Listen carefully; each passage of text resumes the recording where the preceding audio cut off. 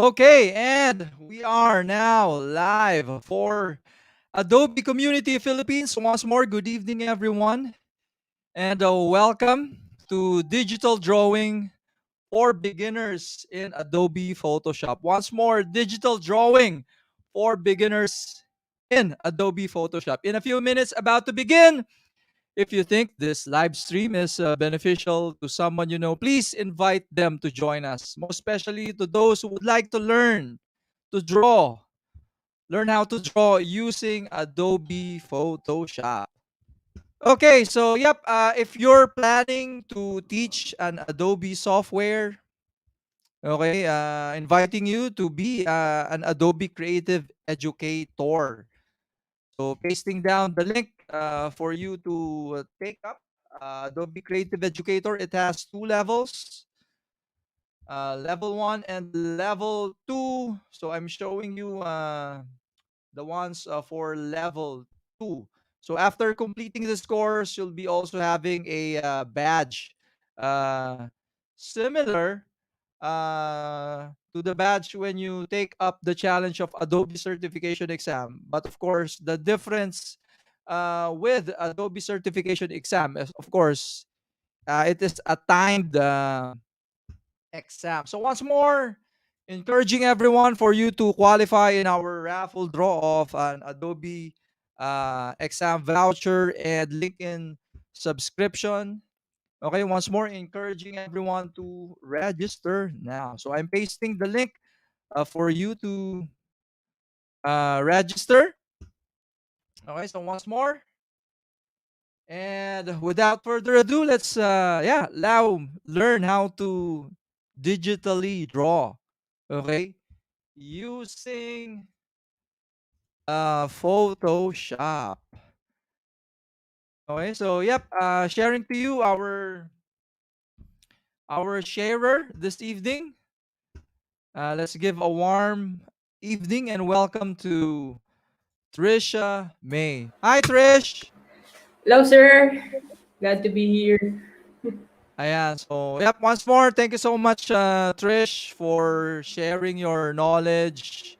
Ayan, to most especially to our young ones and It's the a fellow pleasure. students. Inspiring them to digital creativity. Miss Trish, when did you Yes, learn how Photoshop? Why? Why Photoshop. did you? Who pushed you to learn Photoshop? What circumstances arose? That's actually a nice question, Sir Mark. I actually learned Photoshop about 2 to 3 months ago, and I just got hooked into it, and now I can create some things that came from my imagination, like from my passion. So why I use Photoshop is because it's a great software if you ask me. Because I can just do everything I want. I can draw, I can make a logo, anything. I can even make our family picture with just different images. So I actually think it's a very fun and versatile software. Some of our viewers are curious. What course are you currently taking or have you taken? Right now, I am a first year student from a fine arts course, major in visual communication in the University of the Cordilleras in Baguio City. Oh, wow. Okay, so I believe you're still studying online, right? Yes, it's a very fun experience. And curious to know what, aside from Photoshop, what other Adobe softwares do you know? I know I can use Premiere Pro, Media Encoder. Adobe Illustrator, I'm kind of getting the hang of it. And right now for Adobe Animate, I just get the essentials for the animation part. But right now, I could confidently say I know Premiere Pro and Photoshop. Okay, so we're excited for you to share your knowledge as well with regards to Premiere Pro and After Effects. So, good evening to Miss Leia, Raven. Good evening. I'm showing you a glimpse of the persons who are currently registered. So, once more, Registration is now open for you to qualify. We're raffling away an Adobe certification exam and subscription to go with it for you to pass the exam. So subscription to LinkedIn Learning. So yep, once more, encouraging everyone to register now and be an Adobe Creative Educator. So yep, without further ado, digital drawing for beginners in Adobe Photoshop. Take it away, Miss Trish. Thank you, Sir Joe Mark. Okay, now you can see my screen. Let us start. Hello everyone, welcome to Digital Drawing for Beginners in Adobe Photoshop. In this lesson, you will learn the basic tools needed to start drawing digitally in Photoshop. Later on, we will apply those techniques by drawing your very own character. After that, we will expand even further and try to create your own isometric room. So, without further ado, let's start! So, before heading to Photoshop, there's one specific thing that we need to learn because for sure it will save us a lot of time and headaches in the near future. And that is having a drawing tablet. So, a drawing tablet is the main tool we're gonna use here when we are drawing with Photoshop. Of course, you can use a mouse for drawing, but it isn't really recommended because it might give you injuries if you're doing it for a long period of time. So, drawing tablets comes in two types. One is a graphic tablet and another is a display tablet. The main difference between these two is a graphic tablet doesn't have a screen, and often these are the cheaper ones to buy. So, in a graphic tablet, when you're drawing, your hand draws here, but your eyes would be looking directly at your computer monitor. While a display tablet, on the other hand, is like your computer monitor. But instead of just looking at it, you can actually draw on top of it. Of course, when you don't have any drawing tablet, it is highly recommended to buy what you can afford because drawing tablets are just nearly 1% of your whole drawing skill. So instead of investing your money in an expensive display tablet, just save that for now and just use a graphic tablet because there is indeed a learning curve, but with time and practice you can actually get used to it until it is second nature to you. So just a note, choosing the expensive ones won't make you draw better. So if you're gonna plan on buying one, buy one you can afford, and hopefully you could start on beginning to develop your skills in drawing. One reason why we also need to use a drawing tablet is because of one specific feature which is called pressure sensitivity. So to understand this, I'm going to give an example. When we are drawing with a pencil, the harder we press, the darker and thicker our strokes are. But the lighter we press, our strokes would appear lighter and thinner. The same goes with our stylus. The only difference is we can do that digitally, something that a mouse cannot do. So, nowadays the standard pressure sensitivity is 8192 levels. We don't need to get into details about that, but later on I will explain what these levels mean. So after having a drawing tablet, we need to understand something first. So now that we know pressure sensitivity, there's also one thing our tablet needs so that we can fully use it and customize it. And that is called the drivers. So basically, a driver is a software that makes you use the full potential of your tablet because when you buy a new drawing tablet and you plug it into your computer, chances are it might not work exactly as you intended it to do. So what you're gonna do is you head on to Google. Here's Google. So what we're gonna do is we have to type the model name of our drawing tablet. So for mine, it's called Artist 15.6 Pro, and we just have to add our drivers at the end. So most likely they're gonna appear at the top results. So for mine, I'm gonna click this one. Take note that we might have different manufacturers, so the website might not be intended for you. So it's gonna appear like this, and all you have to do is find your drawing tablet. So for me, this is my drawing tablet, and you're gonna find a download button here. So if you're on Mac, you can download this drivers, or if you're on Windows, you can download here. But since I already downloaded this one, I don't really need to download it again. So to give you a brief guide, all you have to do is click the downloaded file and just install it. It might take a few minutes for it to be installed, so I'm gonna explain how the driver works.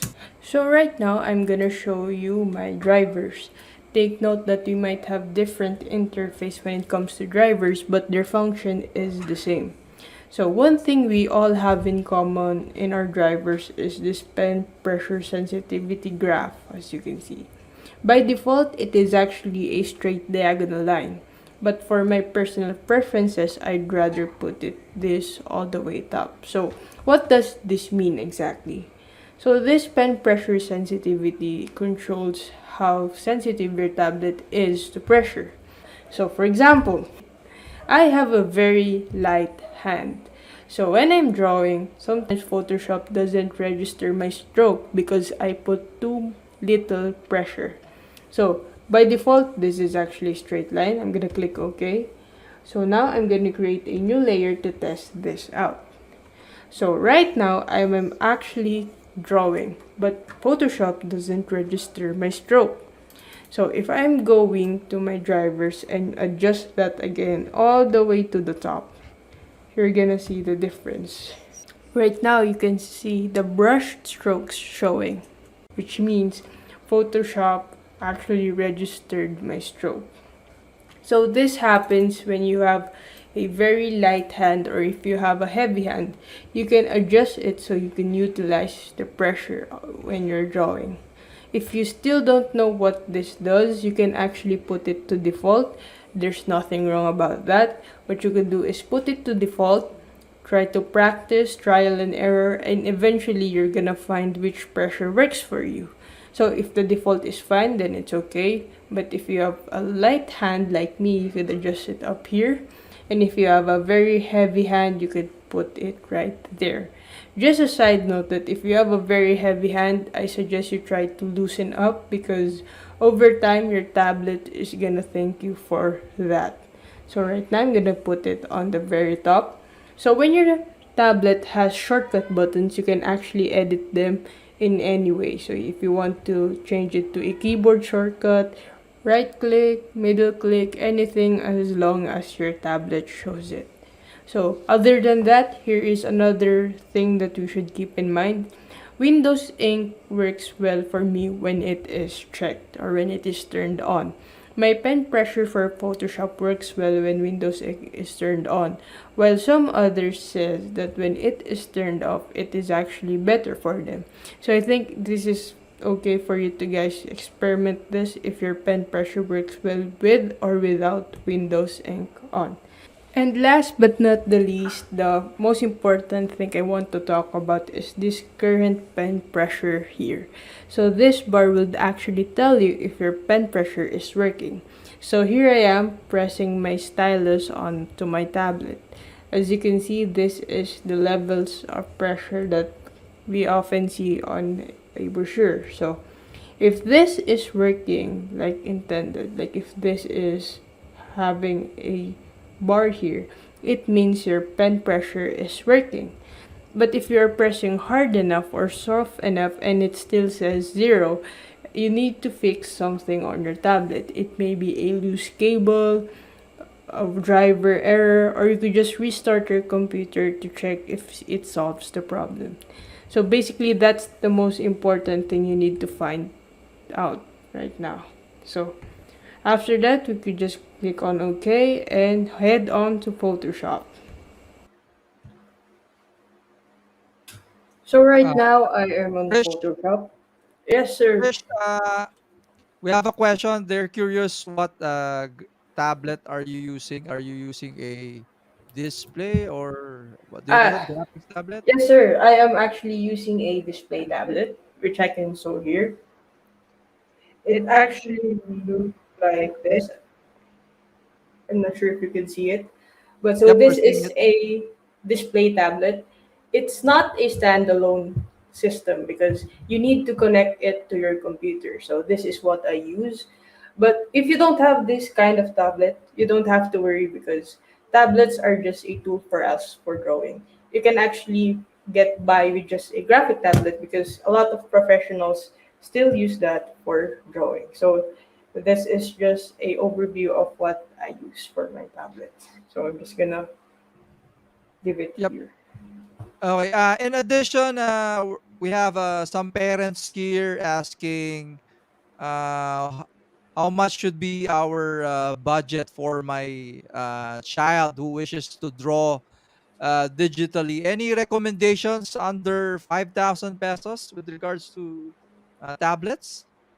Actually, sir, with just 5,000, you can actually have a decent tablet because, to be honest, my first tablet was worth 1,500 and it was actually a bit small, but it was usable. I've been using it for months because at the end of the day, it's never the price of the tablet. If you're gonna buy some stuff, just buy what you can afford. Don't really need to have this display tablet because it's not gonna improve your skills in any other way. So if you have 5,000, you can actually buy one for 3,000, and that's brand new. If it's secondhand, you can get it at a much lower price. So that's your my answer, Okay, sir. awesome. Okay, going back to you. Okay, so let's move on. So now that we have our drivers installed, let's try to create a new canvas. So when you open Photoshop, you're going to be greeted with this kind of interface. So this is actually the only thing we need to know, which is create new button. And here we have a new window and it's called new document. So in here, we have a lot of presets we can choose from if ever we are going to make something for a specific purposes. But since we are drawing, we are going to use art and illustration. So for now, let's use the blank document presets, which is 1000 pixel grid. Okay, now let's say you want to adjust this one. You want to customize it. You can actually do it right here. So for me, I'm going to change this by 1920 by 1080 pixels. So there you go. And here is the orientation if you want it to be landscape or portrait. So landscape or portrait, the values are just going to change. And here are some extra things if you want to use inches, centimeters. But now I'm going to stick with pixels. So here, this is an important part is the resolution. If you're making this artwork for just yourself or social media, 300 resolution is okay. But if you are going to print it, chances are you need to make sure this is 300. If you're going to print it on a paper, 300 is fine. But if you're going to print it on a bigger scale, let's say a billboard, you have to increase this resolution so that you won't lose the details of your drawings. So if you want to print this on a t-shirt or a mug, chances are you need to contact your printing services so that you know if you are drawing in the right resolution. Next is the color mode. We usually use RGB color because RGB provides a lot of colors that sometimes that it cannot be printed. And sometimes people use CMYK color. And CMYK is often the color we use for printing. So if you have noticed, your printer has CMYK, which is cyan, magenta, yellow, and K for black. But for now, let us use RGB color. Here we have 8-bit, you don't really need to think about it that much. Background contents. Basically, this is the color of your background. Usually, people have it at white. You can actually change it if you want. if you want a blue, green, or anything. Right now, let's try to use white. And here are some other things that you really don't need to think about. So with that, I just click create, and I have a new canvas. So if you have created a new canvas, chances are this doesn't look like the same as yours, especially this panel. We can actually solve that. All we have to do is click these three lines here at the very end and say click close tab group. This would automatically delete all the tab group we have here. Even actually this one, this is a tab group. So just click exit. And let's say you move this one accidentally. You can actually just exit it. So if you have a canvas like this, don't worry, we can bring them back. We only need the essential. So what we're going to do here is go to window, and down here you could see tools, click tools, and this is actually the toolbar. So if you want it here, let's place it here. So you have a toolbar here. This is the most important thing we really need. Next is our panels. The most common panels we need are the color. So there's our color panel. The window, the next thing we need are layers, and then our brushes. It says brushes. So if you want to adjust it, you can adjust it right here. You could see that arrow there, so you could adjust what kind of or how big or how small your panels are. So don't worry about what this does. I'm gonna cover them in the next lesson. So right now, that is how you create a canvas. So I'm just gonna open my new lecture again. Open recent on my lecture. So there you go. Just gonna click save. Now we move on to navigating Photoshop.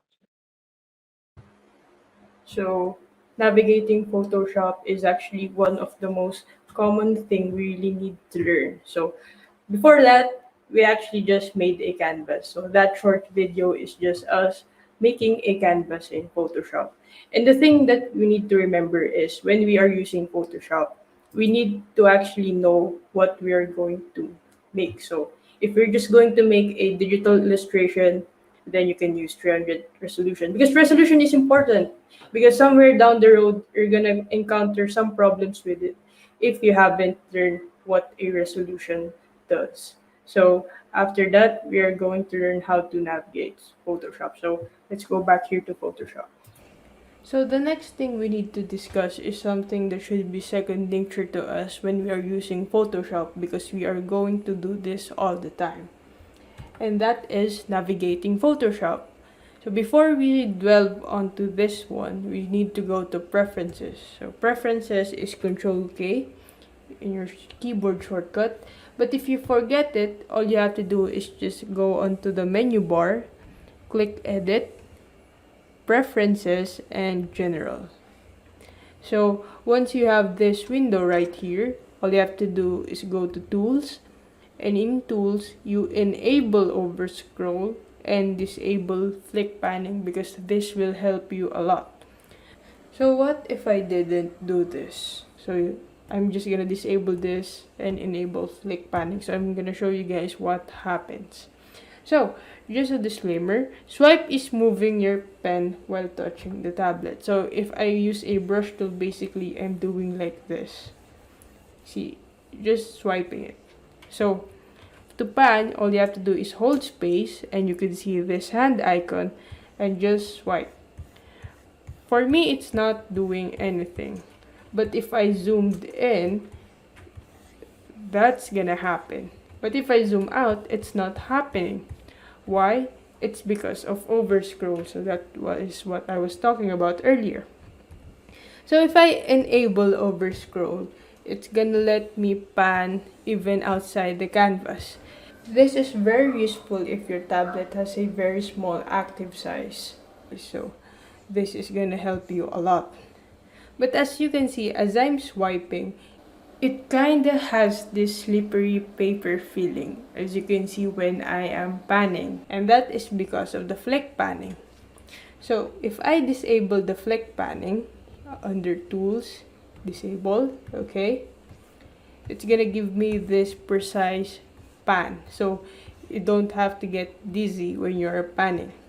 So to zoom in or out, all you have to do is hold space and control at the same time, as you can see, and it's gonna show this magnifying glass icon, and just swipe left and right. So swipe left to zoom out and swipe right to zoom in.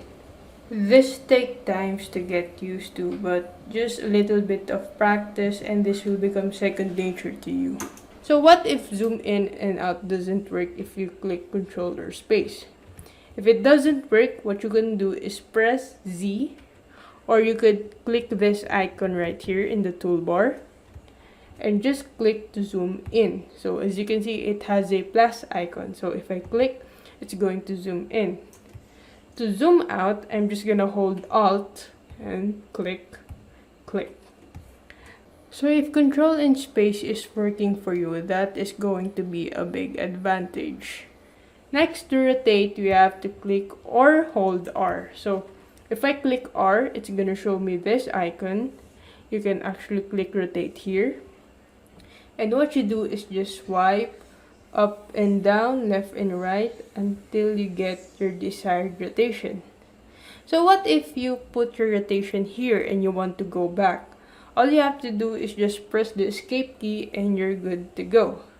So why can I also hold R? So for instance, if you are drawing and you just suddenly want to rotate, you can just hold R, rotate, and as you can see, the cursor will go back to the previous tool that you have used.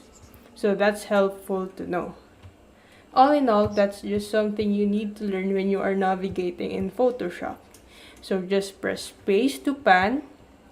Space plus control will help you zoom in and out. Rotate is R, simple as that. And just click S to escape. So it's gonna take some time to get used to, but trust me, over time this is going to be second nature. So moving on. So Photoshop, this is, if there is one thing you need to take away in this shortcut list, it's this navigating Photoshop. Because this is something that we really need to be second nature for us. So it's like holding a pencil. For in Photoshop, we have to do this in second nature. We have to be know this like everything, because this is gonna help you speed up your workflow when you are drawing in Photoshop, because this is like holding your paper. You need to rotate, click R, you need to put it back.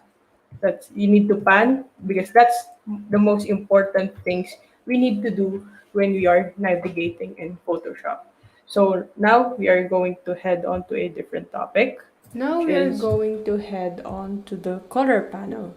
The color panel is something we really need because it's gonna help us on choosing our colors.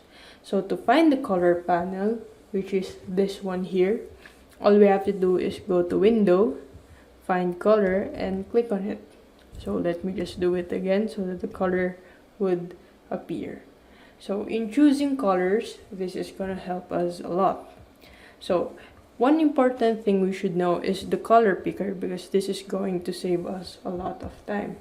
So for instance, let's say you made 3 different colors and you want to go back to them.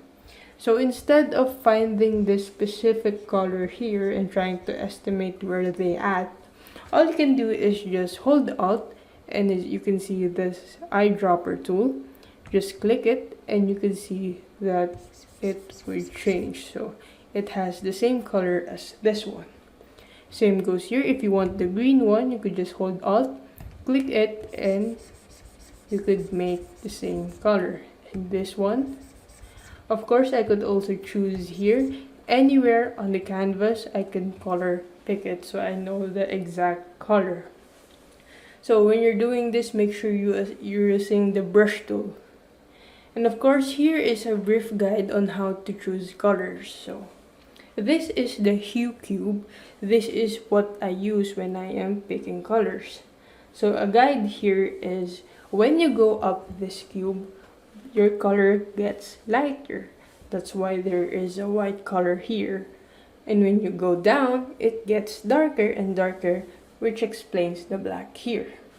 Now, next, when we go to the right, it gets saturated. While we're going to the left, it gets desaturated. So, what is saturation in terms of colors? Basically, this is how intense your color is. So, when a color is too saturated, this is going to be attractive for our eyes because when you choose a saturated color, it's gonna make or break your artwork. So, for example, neon colors really make us look when we are presented with it. So, here's an example. I'm just gonna get a very saturated green. As you can see, that is very intense. So, when I'm going to desaturate it, going to the left for a bit, you can see the difference. So, let me just make it a harder color so you guys could see the difference. So, this is more appealing to look at than this one because sometimes this is too intense for our eyes. So that's saturation and desaturation. And of course here, if we click this upper left box here, this is our foreground color, it is going to show us a window like this. So basically, this window is the same as our hue cube here, but only the difference is it has these numbers and letters here. So no need to get overwhelmed.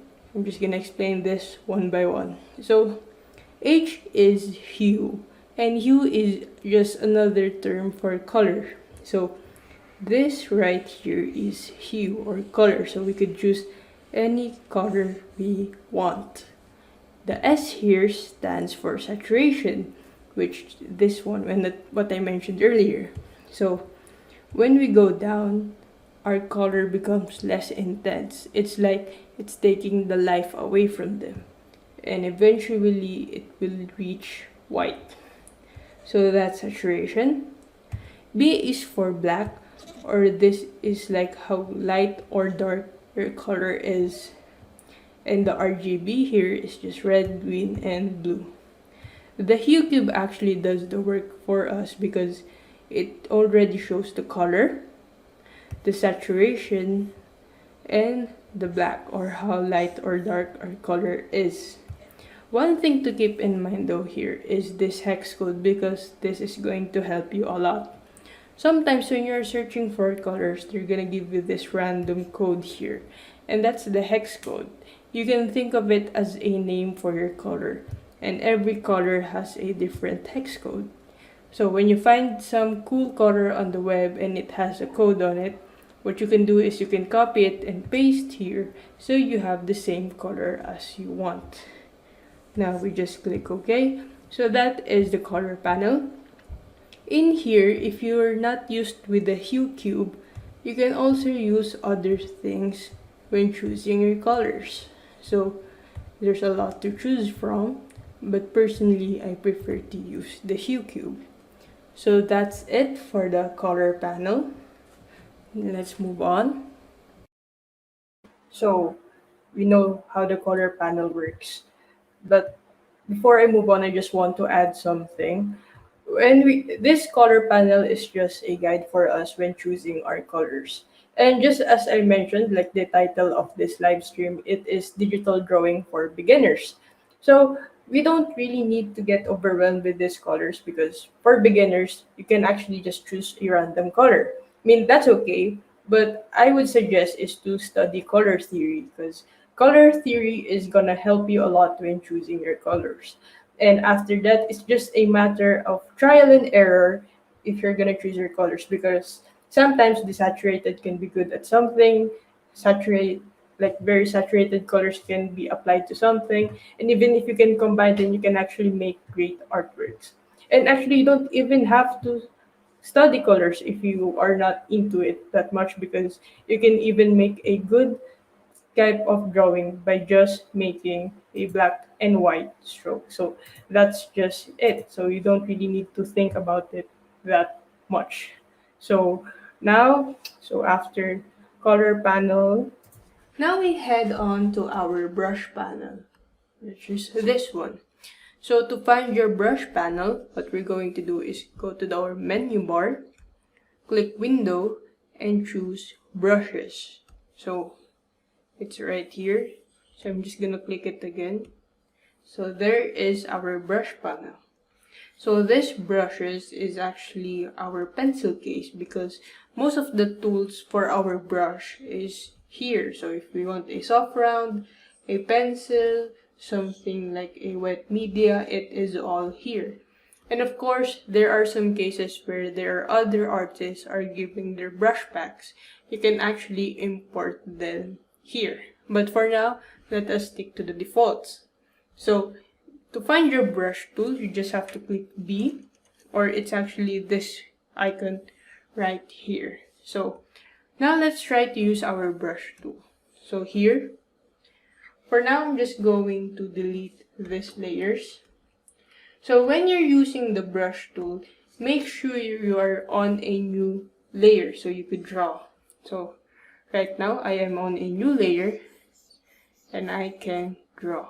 So make sure you're in a blank layer, and now we are going to test the pressure sensitivity. So pressure sensitivity is like this. I'm going to change the color to black. So the lighter I press, as you can see, the strokes are kind of light. So if I press hard, you see those bold strokes. So that's pressure sensitivity. If I use a soft round brush, as you can see, it is seen right here. So what if you are drawing but it shows like this?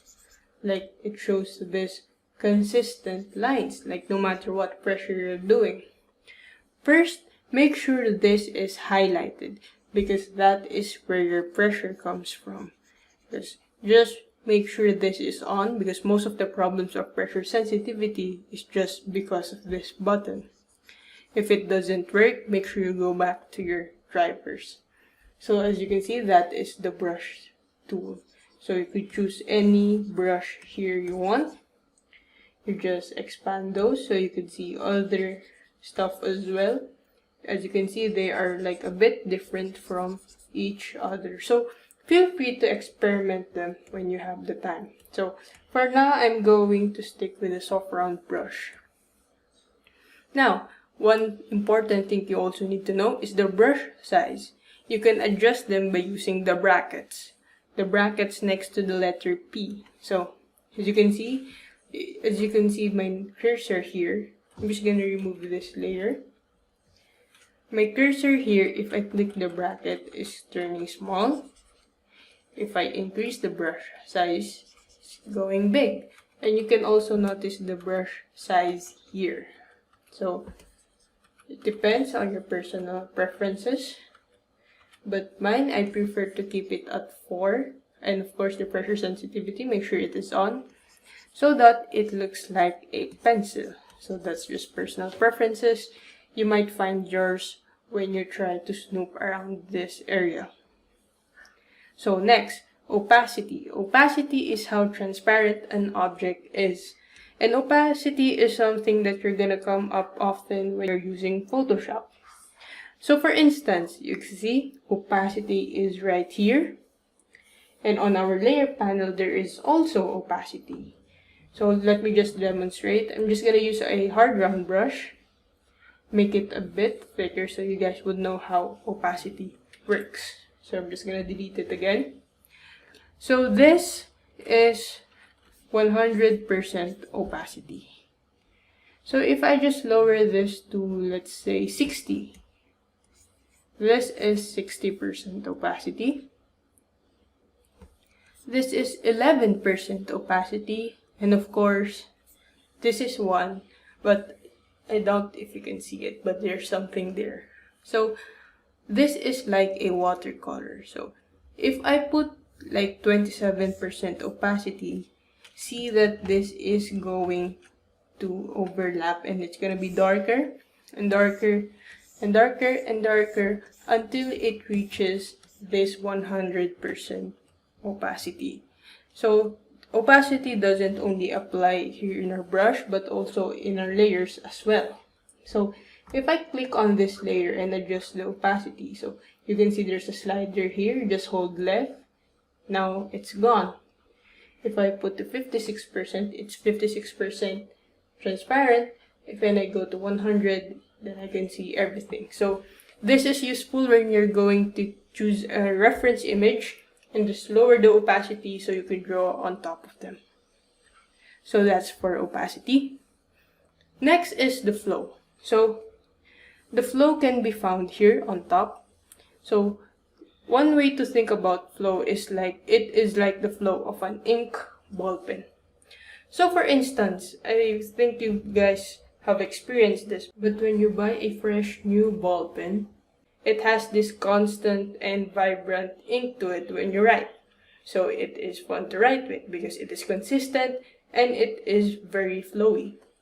But when over time your ink starts to lose, and sometimes it would end up lighter than it used to be, like the ink is drying or it is dying. So that's how flow is. So just let me explain how flow works. So this is my soft round brush. So at 100% flow, this is what it would look like. Let me just also increase the opacity. So 100% opacity and flow, this is what it would look like. If I decrease the flow to 50%, you might not see much difference, but you can see it's starting to lose that boldness into it. So I'm going to change it to 7%. And as you can see, it's like it's losing life. And if I put to the lowest possible, 1%, it is very light. So if you want a lot of ink, you could just go to 100%. So that is flow. You could experiment with it along with opacity. Next is the eraser. So of course, if you're drawing something, you need to erase it sometimes. So for eraser, you just have to click E.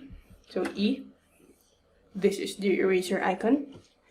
And then the eraser acts the same as brush, but it just erases. So as you can see, I have a lot of stuff here, so I want to erase it.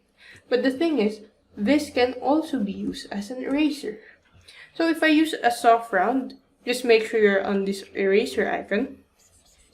As you can see, it erases just like a soft round brush. But if I use a hard round as an eraser, it is more sharp compared to this soft round. So anything here I can use as an eraser as long as I'm on the eraser icon. So notice that I'm here as in my eraser icon. But if I click the brush, it's going back to my soft round brush because that's the previous brush I used for my brush. So brush, and I click eraser, so eraser. So see, there's a lot of possibilities when you're just using these two things. So I believe that's it for the brush panel. I'm just gonna put the brush panel back here on the bottom. Then we are going to move on. So after we move on, there is actually one thing that a brush panel needs. So in digital, if we need in digital, we need a brush for us to write with. But if we're gonna imagine this traditionally, we need a paper and a pencil to write with. So after explaining this, there's actually one thing a digital tablet or a digital drawing has an advantage compared to traditional drawing, and that is the layer panel. It's having layers, which is this one right here. So right now I'm gonna show you guys how the layer panel works. So for reference, I'm just gonna put this here for the layer panel. So let's just move on to this lecture. So layer panel. If you can't find your layer panel, you can just go to Windows, look for layers, and you can see the layer panel, which is this one. So when you're adding layers, we just have to click the plus sign. So here, this is the plus sign if we want to add a new layer. So there you go, plus sign. There's just also a shortcut for adding a new layer, which is Shift Control Alt and N, which is a lot. So if you want, you can do it. Shift Control Alt N, and there you go. You have a new layer. So that is for adding layers. So if you want to get organized, we can actually rename your layer. So all you have to do is to double click the name. So I'm going to double click it. For this one, let's say I'm going to put here paper. So there you go. You can actually rename the name of your layer. So next is removing layers. If we want to remove a layer, you can actually click this and just click the trash bin right here. So that's the trash bin. If you want a more shortcut, you can delete this using the delete button on your keyboard. So that's the most basic things of how we use layers. So the next is we can hide or unhide layers. So basically this is a layer. So I can hide and unhide it. So this is useful if you don't want to use that specific layer, or if you just want to know if what layer are you using. So what layer is this? What's inside of it? So that's the benefits of it. The next is lock layers. We can actually see it usually when we are going to make a new canvas. So here in our background, it is actually locked because we can see the padlock sign here. So if I have my brush tool and I'm going to try to draw on it, because you can see the padlock disappeared. So I'm just going to lock it, and it's gonna say this window right here, which says could not use the brush tool because the layer is locked. So this is very helpful when you are going to draw a sketch and you want to put a line art on top of it. So if you don't want to mess that layer, you can use the padlock for that. So next, we are going to lock transparency. So lock transparency is something that is very useful, especially when we are coloring. So to lock transparency, it's actually this chessboard looking thingy, but it's like the transparent symbol. So to give you an example on how that works, I am going to choose a hard round brush. I'm just gonna increase the size. And let's say I'm gonna choose a random color.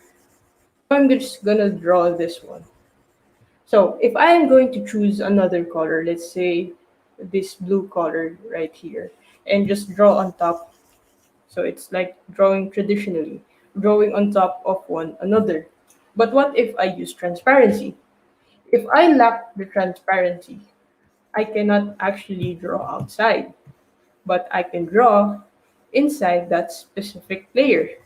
So what does lock transparency mean? So it means that you can only draw on something that has a mark. So I cannot draw here because this is a transparent part. So that is lock transparency.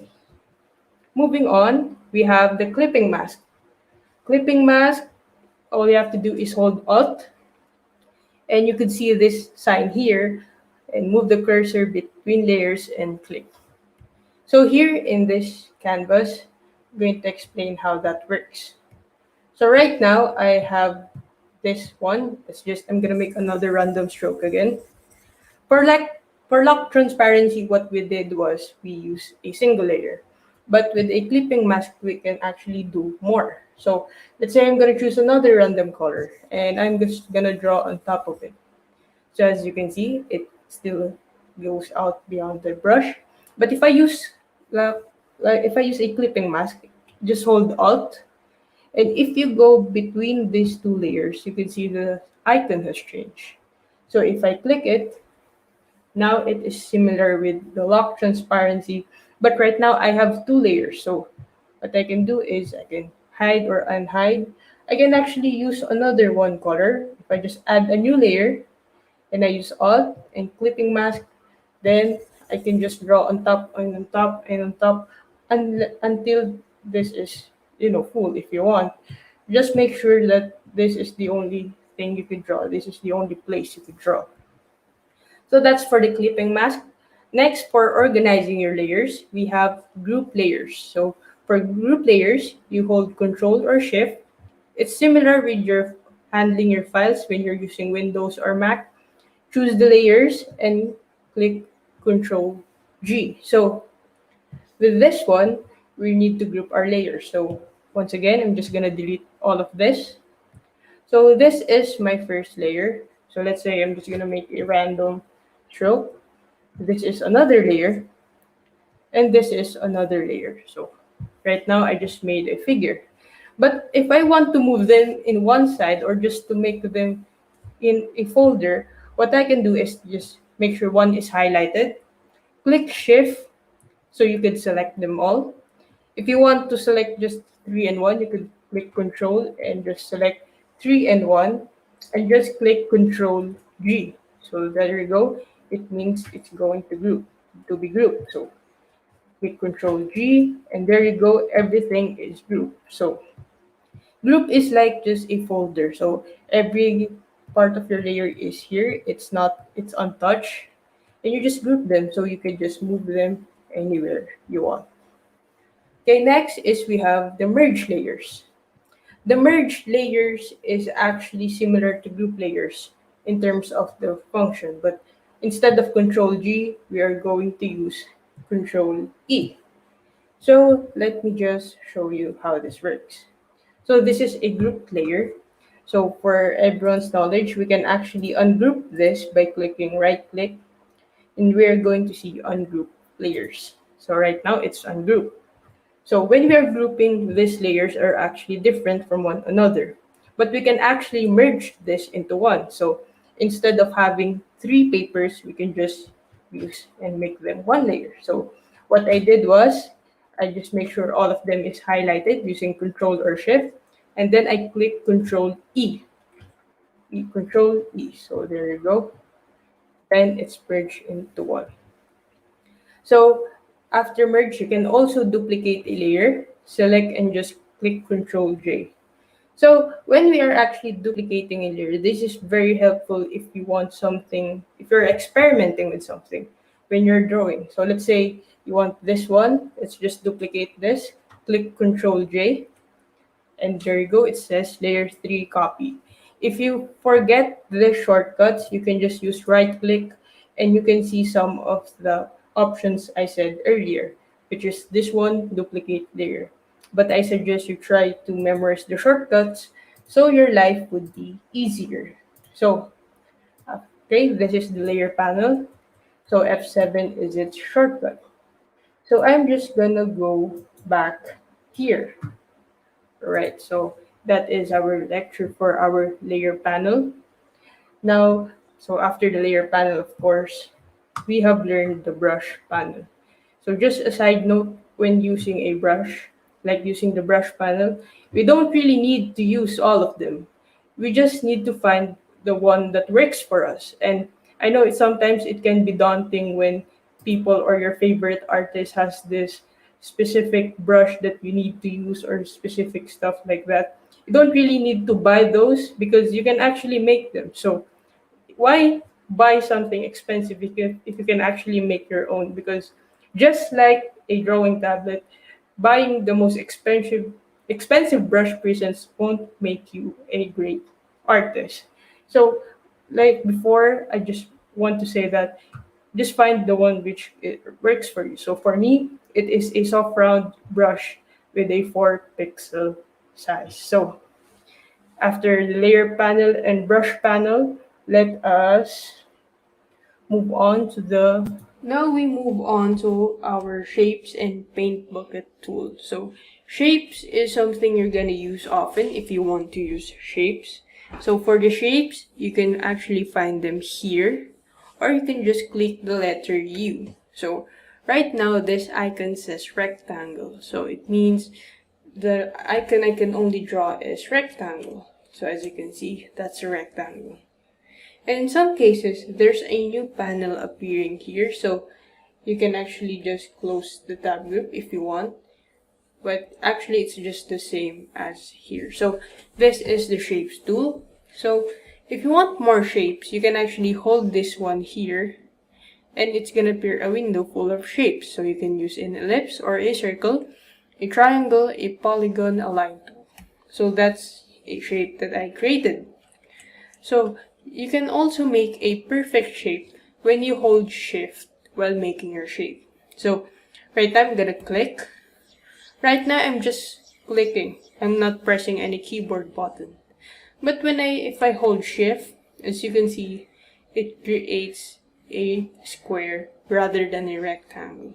So right now, let's say I'm happy with this. What I'm gonna do is I'm going to let go of my pen on the tablet. Then I have a perfect shape. And as you can see, it is plain black from inside to the borders, because in your shape there are two parts, the borders and the inside. So if you don't want a color on the inside, you just have to go here to the fill. Fill is the inside. If I click this one, it's going to be transparent. And I can also use other colors, but right now I want it to be transparent. Now for the stroke, it's also the same, but what's affected is the stroke. So right now let's go to black. There you go. So here, as you can see, there's a number here. Basically, this is how thick or thin the border of your shape would look like. And let's say you don't want this flat, straight border. You can actually edit it if you want it to be a broken line. So you could also use dots. Right now, let's go with this one. So that's shapes. And if you look closely, there's this circle here. And if I move this here, it's going to be like a circle. That's because the edges is getting more curved. That's the thing that it's going to do. So if it's 0, it's very pointy. But if I adjust it right there, it's gonna be more curvy. So that's their shape tool. So if you want to transform these tools, okay, I'm just gonna click enter. So you see, it's just a plain shape. And if you go here to our layer panel, it has its own layer and it says rectangle with that shape here. So if you want to transform it, you just go to this layer, make sure it's highlighted, click Ctrl T, and it's gonna appear like this. So transform, you can use transform tool to move it and also to adjust it. So as you can see, if I'm adjusting this, it's only adjusting the height of the square. So what if I want to adjust only the upper part? So like deform it. If I'm going to deform it, I'm just gonna hold shift and then click one anchor point. And as you can see, the only thing that's affected is its height. In here is its width. So Ctrl Z if I don't want it to be like that. And of course, I'm just gonna click enter and that's gone. As you can see, if there is this appearing here, if you cannot find this, just make sure you are on this shape tool, because if I go to the brush tool, it's gonna disappear. But if I go to the shape tool, now I can edit it again. So let's say you want to draw on top of this. If you're on this rectangle layer and you try to use a brush tool to draw, it's not gonna be working because the shape layer must be rasterized before proceeding, because this layer here is vectors and we cannot actually draw on vectors unless they are rasterized or unless they are editable. So this shape layer must be rasterized. Should we rasterize the shape? Yes. So as you can see, the icon here disappeared and this rectangle just became a normal layer. So right now, I can actually draw on top of it. But when you rasterize your layer, take note that you cannot actually edit them. So see, if I click the U icon, I have to make another shape. So just keep that in mind if you want to keep that consistency if you want. But right now, this is just a plain layer, so it's rasterized. Which brings us to our next tool, the paint bucket tool. So the paint bucket tool is this bucket here. The shortcut key is G. And right now I have the paint bucket tool. So I can choose any color here that I want. So if I just use this one, now it's gonna fill that empty space here. you can also use it this one. So as you can see, this isn't affected. That's because I'm on this layer. So if I remove this, only this outside layer is affected. So if I want to fill that, I'm just gonna go to its respective layer and click fill. So that's something you have to keep in mind. I can also fill the layers, if the border, if I want. So that's the paint bucket tool. Now, there's another tool, which is the gradient tool. It is the same with the paint bucket tool, but instead of a solid color, I can actually paint using gradients. So gradients is like one color to another, or one color to being transparent. So if I want to go to the gradient tool, I can just hold this one, and it says gradient tool, or I can click Shift G until that icon appears. And now I have this gradient tool. So to give you a better understanding of how it works, I'm just gonna leave that there. So right now I'm gonna choose a random color, let's say green. And you can see this line. So what I did is just I click, drag. I'm not letting my pen go at the moment. So if I did this line and I remove it, you can see this gradient right here. This works awesome if you have a clipping mask and a artwork. It's gonna look good. So if I make it shorter, it's gonna be more sharp. If I do this a bit longer, it's gonna be more softer transition. So I can do it anywhere. You can also adjust what kind of gradient you want it to appear in here on the top left. So that's gradient tool. And also if I press this drop down here, I can actually have a variety of gradient which I want to use. So these are like presets, so you don't have to do things manually. So that's our gradient tool. Now let's just bring back our shapes and paint bucket. So that, my friends, is the shapes and paint bucket tool. So let's just take a break from Photoshop now and let's just read the comments. So from Raven, I only use two brushes for line art and coloring.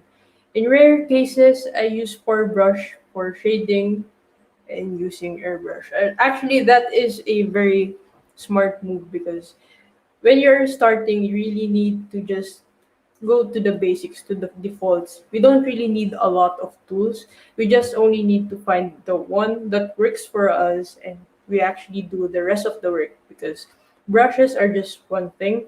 Like 99.9% of the work will actually come from the artist. So next is AJRGJC. So the brush tool is one of the tools I can master in Photoshop, especially when doing digital artworks. Yes, that is actually a thing because it actually took me a lot of months to find that perfect brush for me. And little did I know that it's just a default brush with a very small brush size. So don't worry about it.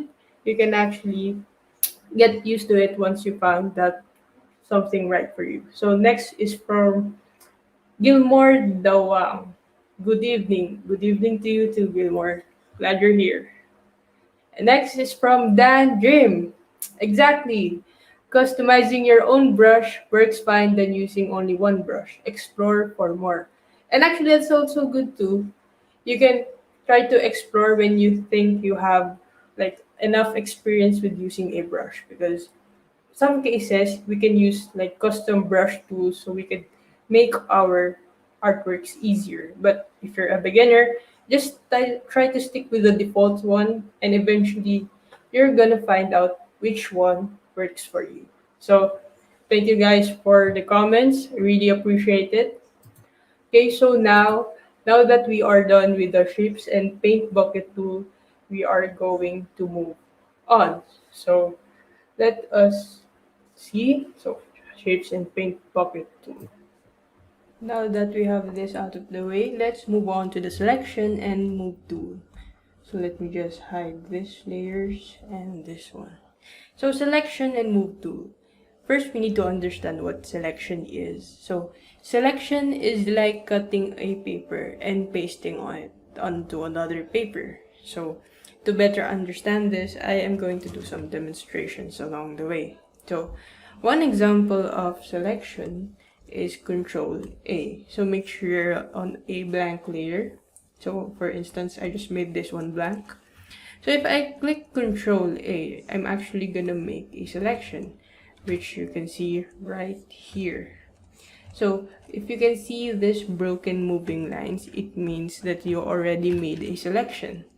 So basically you can use or do or draw anything in this selection. If you want to remove this, you just click Control D, and that means you don't have any selection anymore. So later on, we're gonna know why this is useful. So lasso tool. So to get the lasso tool, click L and draw your selection. So let me just demonstrate this in a blank new layer. So for this one, I'm going to create a new layer. So first, let us create a shape. Even a rectangle is fine. And then make sure it is filled with any color you want. So let me just make this lighter. So that's a lighter color. So first, if we want to use a selection, let's just make sure that this is rasterized, so we can edit it. So click the right click, go to this, and you can see rasterize layer. So if I rasterize this layer, I can actually draw or erase on top of it. So for selection, just like I mentioned earlier, click L. So click L for the lasso tool. It is also found here. So I am just gonna draw anything I want. So imagine the lasso tool as a scissor. So as you can see, if I just let go, it's gonna make this selection. So one thing that's useful about selection is that when you're gonna draw, I'm gonna use a thick hard round brush. I can only draw inside the selection, so that is very helpful. And another thing is, let's say I didn't draw there. If I click the transform tool or Control plus T, while in this selection, you can see I can actually cut some piece out of it. So I just have to click enter, and now I have this different selection and this unique crop brush set. So you could use actually this for landscapes. So if you want to make mountains, you can use the selection tool easily. So the thing is, when something is selected, you cannot draw anywhere unless this is the specific selection. So to remove this, so you are able to draw outside, you just have to click Control D. Now as you can see, I can draw anywhere. So that's one helpful thing about selection. So just make sure you're selecting a layer with there's something in it. So there you go. So next is the move tool and transform tool. So for the transform tool, if you haven't selected anything, it will actually move the whole layer or anything that is on that specific layer. So right now it's moving everything. But for the move tool, which is letter B or the shortcut, if I click the move tool, it is actually similar. I can draw on anything. I can still move. But what's the difference? The difference is if I make a new layer and say I draw another color, look at the difference. So I use the move tool. Only this is moving and this is moving. What this does is actually it selects this brush, like this entity, and it's automatically going to that specific layer in here so that you can move it. So if I don't know which layer is this one, I can just use the move tool to find out where it is. And it will only move all the objects in that layer. So that's how helpful the move tool is. Next is the shapes marquee tool. So the shapes marquee tool is different from the shapes earlier. So earlier for the shapes, we can create and draw shapes. But here, we're gonna make shapes, but as a selection. So the shapes marquee tool is actually this one. So we just need to click M. And as you can see, it's gonna change. And then hold Shift M if you want to change the shapes, or you could just hold this one so you can see what kind of shapes you want. So let me explain how this works. So right now I am on this layer, so I'm gonna go here. If I make a selection here using a shape marquee tool, it's gonna create a perfect rectangle. So if I just click Ctrl T, I can actually remove that just easily. So there you go. And if I just click enter, and of course I'm gonna deselect this, click Ctrl D. So that's the shapes marquee tool. You can actually even delete it. So if you make another one, let's say you want this area to be straight, you can just make a selection and click delete so that there is nothing on that specific selection. And of course, to remove this, we need to click Ctrl D. So there are also other shapes if you want. So adding selections. When we're making selections, we are not limited with only the shapes or the lasso tool.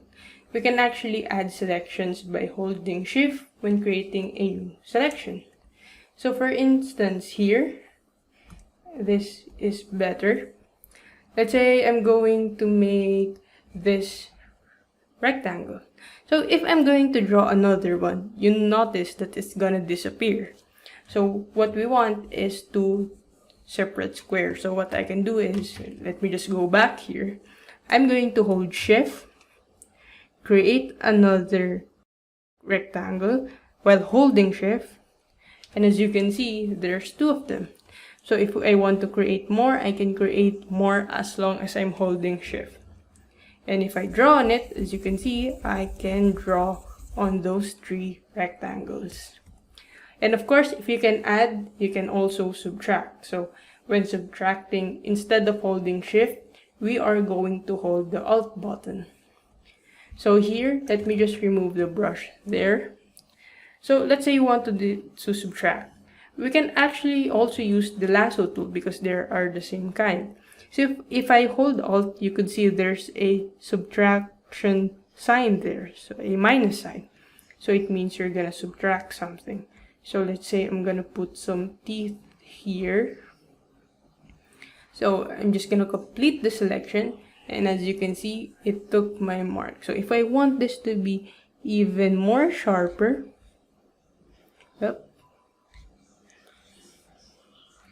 there, I can still do that by subtracting selections. And if I just choose a brush, and you can see I just made a face just by using selections. And as you can see, it has this clean, smooth lines, except for this part, but you get the point. So that is for our selections and move tool. Now after this comes the fun part.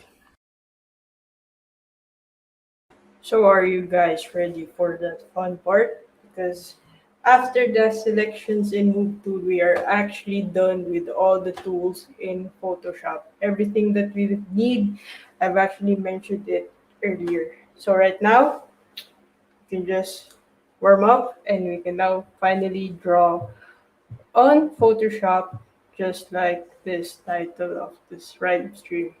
So without further ado, let's just draw on Photoshop. So okay, now that we are done with the selections and move tool, we are going to the best part, which is actually drawing.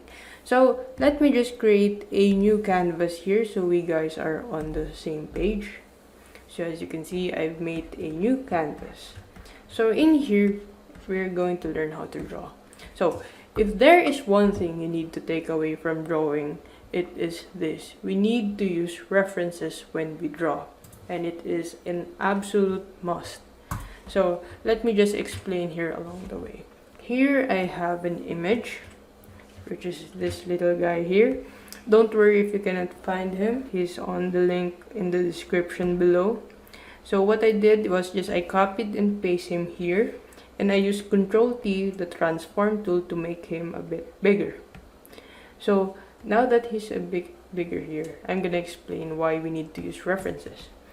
If you want to draw anything you want, we have to use a reference just for that because we need to know how one thing works. So this is how we're going to do it. So first, get your image and lower its opacity. Maybe 40% is good. So when we have a reference image, we need to break it down to its most basic shapes. So first, we need to go, I need a black pen. Choose your brush. I have a 4 pixel brush. So when you're breaking down, we need to go from big to small. Okay, so from big to small. What do I mean by this? Instead of focusing on this tiny detail here, we need to get the bigger picture. So what we're gonna do is create a new layer. So make sure you're on a new layer. And then we are going to get this basic shape. So this is one basic shape, as you can see. So don't worry, we're just tracing it right now. Doesn't have to be perfect as long as it is in line with what you're drawing. So now I'm doing this chicken sketches. You can actually do it, and over time, if you are improving, you can actually do this in one stroke. So okay, that is our first big basic shape. This is gonna help us with the proportions. Now I'm gonna get his two legs, which is this two rectangles here. There you go. And then the other one, you can copy here, and that's the two rectangles. Now we need to just trace his bag. So this looks like a rectangle with a bit of a curve in it. So there you go. And of course, his helmet. So I'm just tracing here. So if I were you, try to just sketch one line only. Instead of tracing it all in one stroke, that is wrong. Try to trace them by one line or one curve. So as you can see, now I have the construction of this little guy here. So if I hide my reference image, you can see that he looks like this. So this is the construction. This is the important thing we need to do. So after tracing, here comes the learning part. What I want you to do is to create a new layer and try to recreate the construction that we did here. Instead of tracing it, we're just going to do it here on the other side. So first, we need to go from big to small. So I am going to try to copy this length here.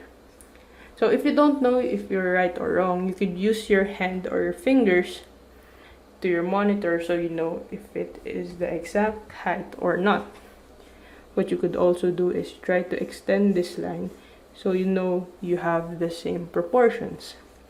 And I'm also gonna do it here on top. Feel free to use the line tool, which is here on our shapes, and it says line tool if you want a perfect proportions. So here I am going to make this line here. So I'm just gonna compare where this ends, so it's right about here. So I'm just gonna get this distance and transfer it here. So this is where like the end point. Oops. So this is where the end point of my stroke. So I am going to measure that. So maybe around here. So I'm gonna go up and maybe just make a line there. Then I am going to connect them. So there, I'm connecting. And then next, there is this slight slant here going down. Then I'm just gonna check my proportions if they're correct. Then I'm just gonna connect this part down here. So maybe just down here. So don't worry if you have this messy sketch, it's just a sketch. Next, we move on to its feet. So what we're doing here is just practice, so we are ready for creating our character later on. So I'm just gonna try to estimate how this look like. Maybe around this one, trying to measure it with my fingers. And there you go. And the next is the other leg. Maybe it's right here. We're estimating it. And of course the backpack. I'm just gonna extend a line and maybe it's right here. And of course this one is aligned here. There you go. Then we're just gonna connect this line. So connect. We're connecting it. Then we're actually almost done. Next is the helmet. We're just gonna extend this line here so we know its proportion. And as I said earlier, it's okay if you use a line tool, it's not cheating. So now I'm gonna estimate where this line is. So if I cut this in half, this is gonna be very helpful because now I can estimate it easier. So I'm just gonna do this half.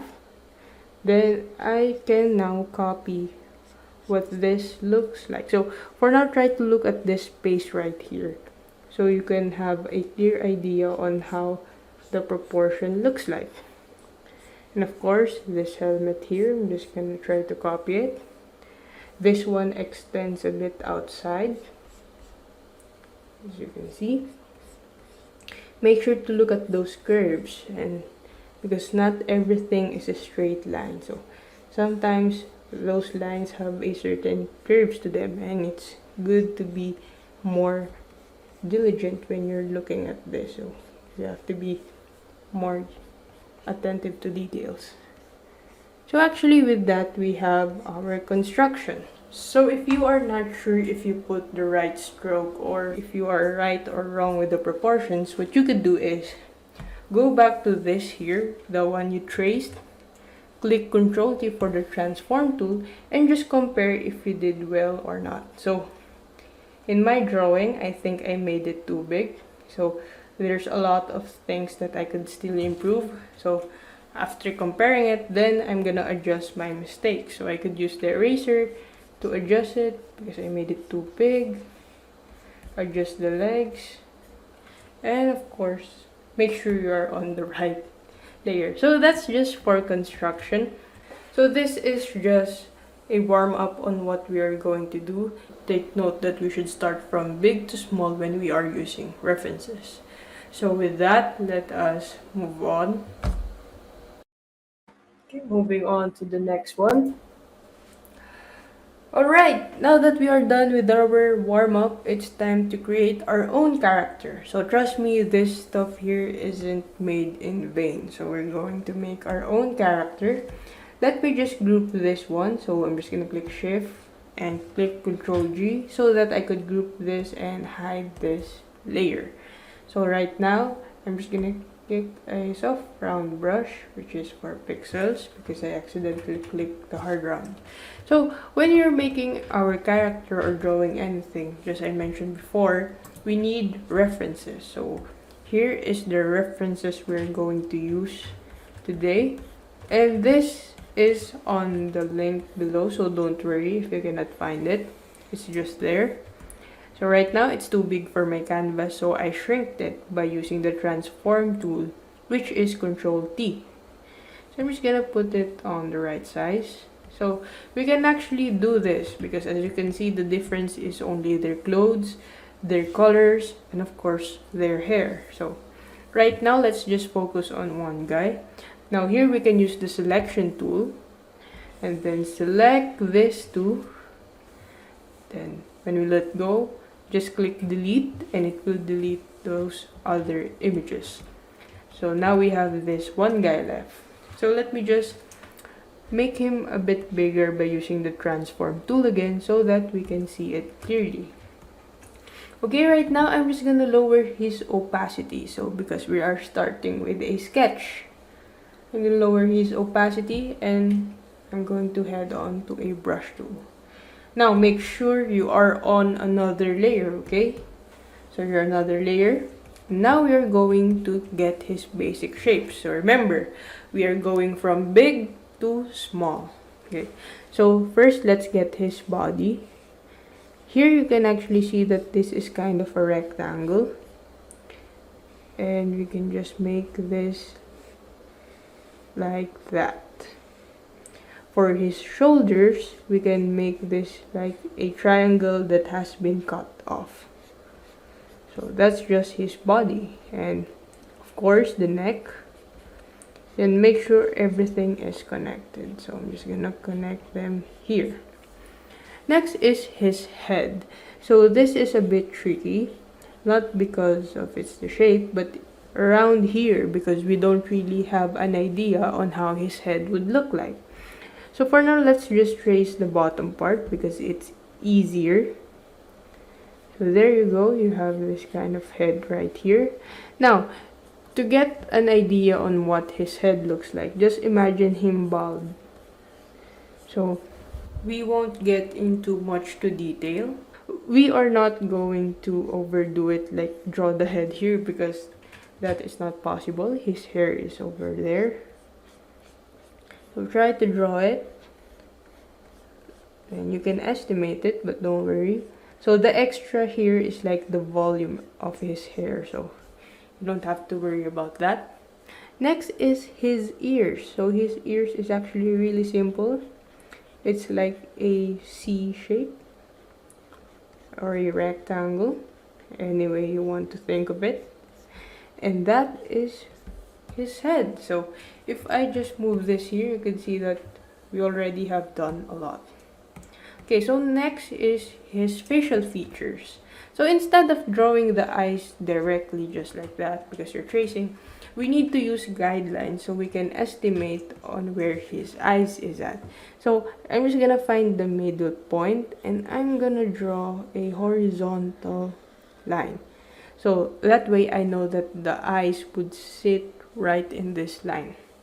So for easier reference, we're going to divide this vertically. So since the head here is symmetrical, we want to make a line here. So as you can see, I can differentiate where the eyes is. So I just have to use these lines to find out where this circle sits in my drawing. And of course, just a little bit, you can see there's the the eyebrows.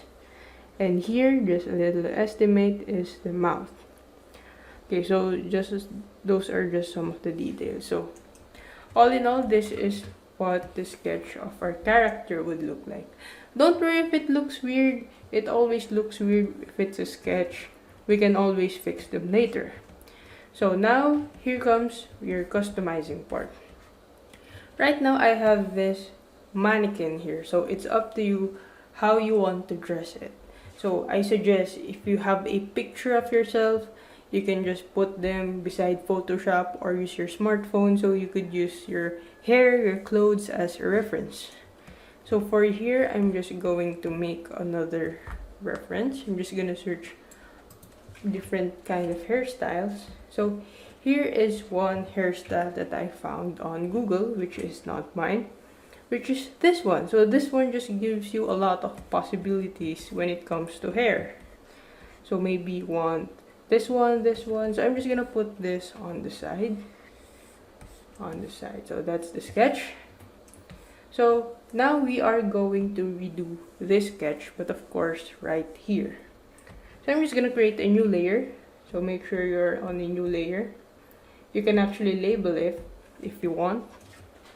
So I'm just gonna recreate this shape here. So this takes time and practice.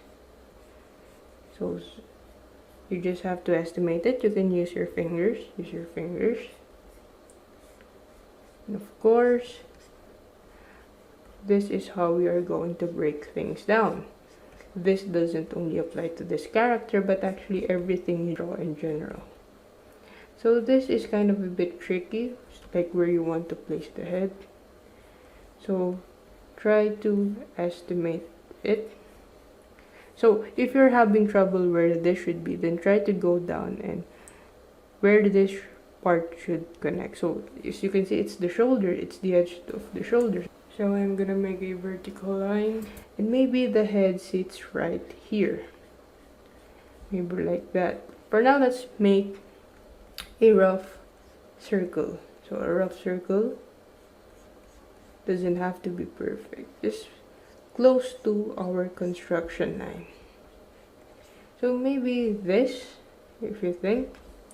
So one way to make sure if our circle is correct is if we make this vertical divider. So I'm gonna do this horizontally.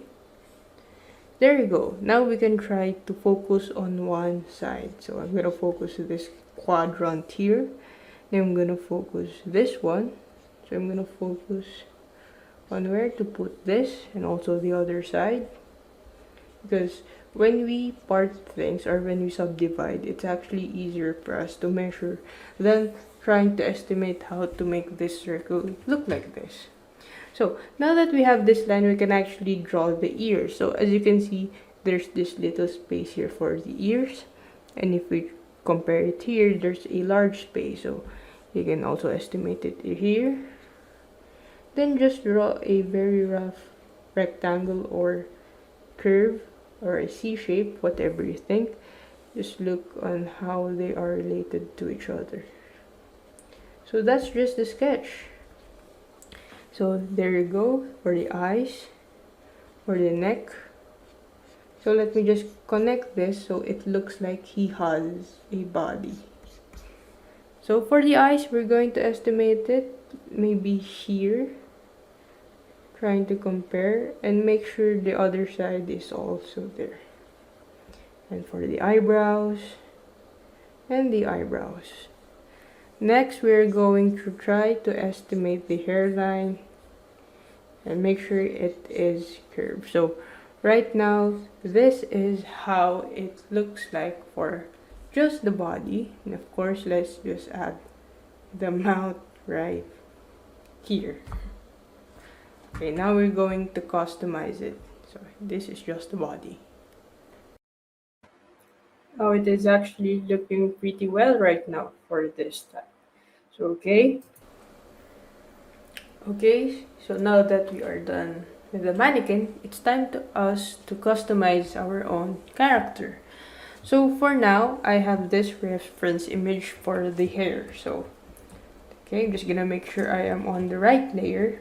So if you are not confident that you can draw this in one stroke, feel free to use another layer so that you don't mess up this mannequin. So right now, I am going to choose one hairstyle here. Maybe this one looks good. So here I have the hairline. I didn't draw it here, so I'm just gonna give you guys an idea where the hairline is.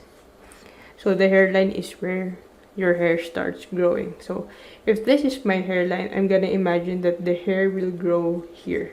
So I'm trying to copy this hair here. So remember what I said earlier is we have to go from big to small. So even though this is our reference images, that doesn't mean that we have to go and draw each of this strand. We can actually just simplify it. So as you can see that this hairstyle is covering the half of his face. So and as you can see, the ears here are also covered and some here. We don't have to be too accurate, we just need to get the feeling. So here, let's try to make a volume of the hair. So as you can see, there is this kind of mark here in the hair, and that is because that is where our hairline is. So that is where the hair comes out. So I'm just gonna draw it like this, and of course draw it again. So as you can see, I'm adding volume. So don't worry if it looks kind of weird. This is just sketch. So next, you see there's a hair on his back. So you can also add that one. Like you can make it pointy or you can make it curvy. I suggest you try to make this a little thick, because if you make it too thin, it might not look cartoony or like the style that we are aiming for in this reference image. So maybe just like that. Okay, so now that we got the shapes, then we can make those strands. So as I said, we don't have to get into detail. As you can see, there's this one here, and maybe we can add another strand here. There you go. We can also do it here. So we can also divide one strand. So what if we make a strand here? So feel free to zoom in, but not too much, so we don't lose two proportions. Okay, we can divide it here, and of course we can also divide it here. So there you go. There's no right or wrong way. Just draw what feels good to you, or if it's similar to the reference image. So this is just adding a bit of style. As you can see, there's this line pointing here, so sure we can add that so it looks cute. There. How about the other guy here? So there's a little tail here. We can also put it, because the details doesn't matter much. They're actually just the end part. We need to focus on the bigger shape here to make these details look beautiful. So there you go. There's a rough sketch of the hair. So you can see, like, we are not going to come up with this hair if we didn't look for reference images. So now that we have the hair, let me just try to fix his chin so it doesn't look confusing. Okay, so now the only thing that's missing is his clothes. So I'm just going to head on to Google again, and I found this reference image. Just resize this one, Control T, and just gonna make it small so that I could see it. So remember, when you're pasting things, you'll actually create a new layer, so make sure you are on the same layer when we were on earlier. So for me, I just chose this reference in Google. Now I'm going to try and recreate his clothes. His clothes is fairly simple, so we don't really have to think about it too much. So as you can see, that is his neck. So if that is his neck, so maybe his sweater goes here. So I'm just gonna make sure I'm on the right layer. So make it sure that there's a curve into it, so it looks like he is actually wearing it. So you can see, just simple. So to add a bit of style, you can see there is this seam here. So we can also add that too. So let's just make this a little bit thicker, so it implies that there is something there. Then just gonna follow that curve in the neck, on the neck. See? And it's just came from the simple image. Now you see there, he has a collar. So we can actually try to copy this style. They're just basic shapes. So as you can see, it's like a rectangle hugging his neck. So that's a necktie. So there you go. So you can also include those stuff there, so it looks like his collar is tucked into something. See, you already have your shirt. He already has his shirt. Since this is plain, we're just gonna leave it plain. So let's just make sure this sketch looks like a real person.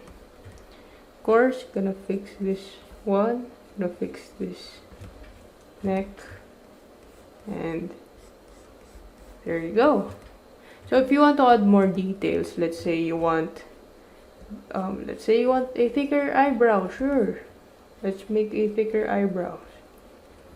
And for his eyes, let's make it just right. And there you go. You already have your character. If you want to add more creases or folds or anything on his hair, sure, go ahead, feel free. So right now I am happy with this. So maybe except for the mouth. I mean, you can do every expression you want to do. So I'm gonna make him look like he's pouting. So let's just make it like that so it's different. So right there we have our own character just by using any references we found on Google. So next we are going to our line art. So So for the line art, this is just going, you're just going to clean this sketch up. So okay, we're heading. So after this sketch, So, for our line art, it is actually a matter of trial and error. But first, we need to fix this mess on our layer. So, I'm just going to hide our references and try to see where each goes. So, this is our customize. So, you guys could have a clear idea on what layer I'm using. This is the mannequin.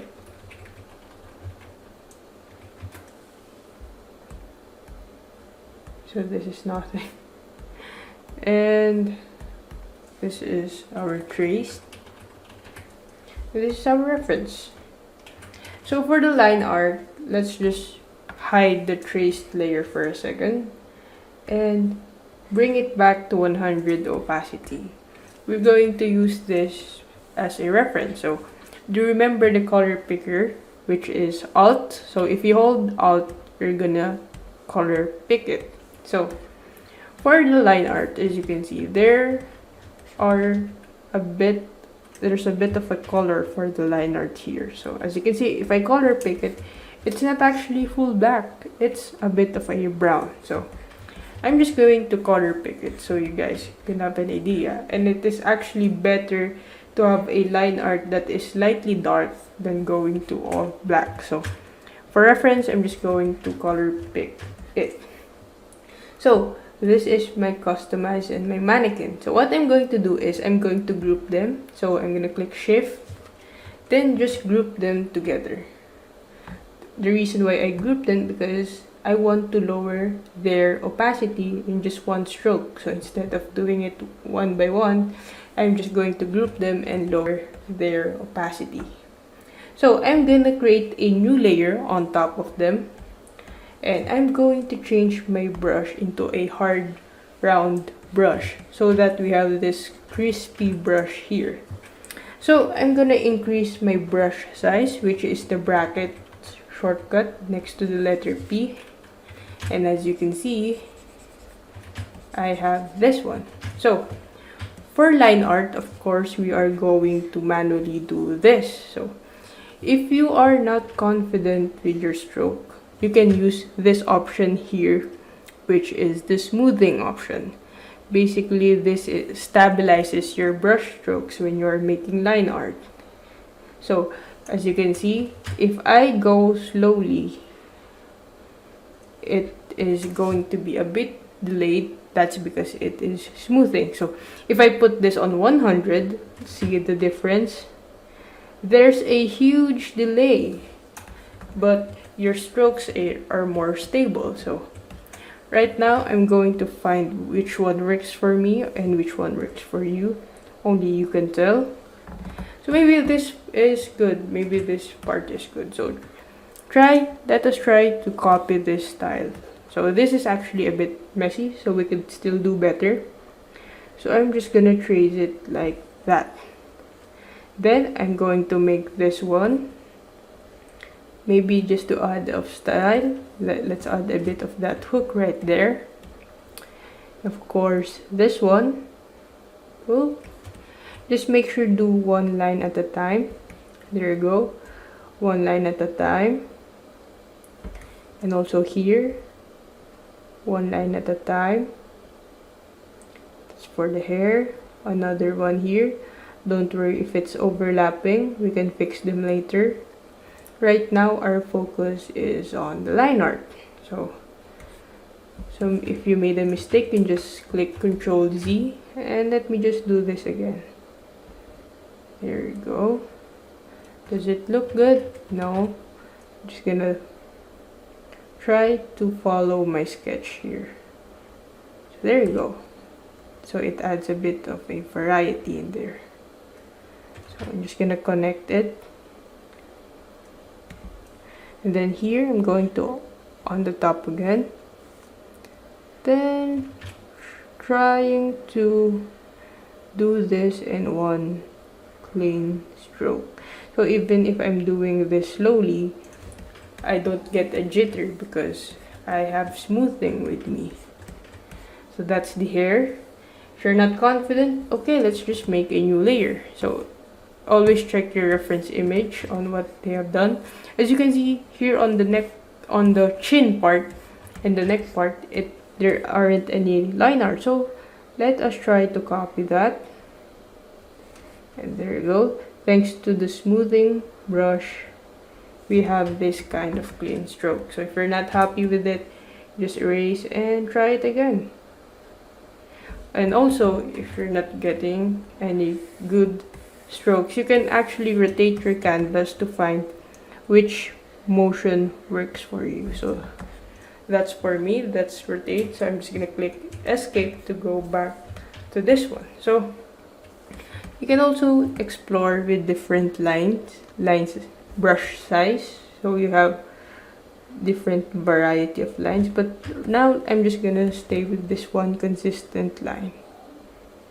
So here I'm going to make the hair at the back and also here. So see, with just smoothing, we have this kind of clean stroke. So right now we're going to work with his neck just a tiny bit, and then his collar. So make sure his collar looks on the top. So there you go. Of course, the other one. So these are just rectangles. So I'm just gonna make a line here at the back so it looks like it is wrapping around him. And of course, this one. And his sweater. Just like that. And make sure you make a little bit of a bump here so it indicates there is a sweater. So there, it's nice and steady. There. So does it look good? I'm just gonna fix this part here. So I'm gonna try that again. So feel free to undo. You don't have to do this in one stroke. So maybe that looks good. So I'm just gonna fix this here. Make it look clean. Now I'm going to draw this one in one stroke and another stroke. Wait, let me fix that again. Another stroke. So here, one stroke and another stroke. It doesn't look symmetrical. I'm gonna do it again. So it's just a matter of trial and error. So now that I have this one, let's move on to the facial feature. So another layer. So for the eyebrow and another eyebrow. And for the mouth, you can just make him like that. And for the eyes, you can actually do this one if you want.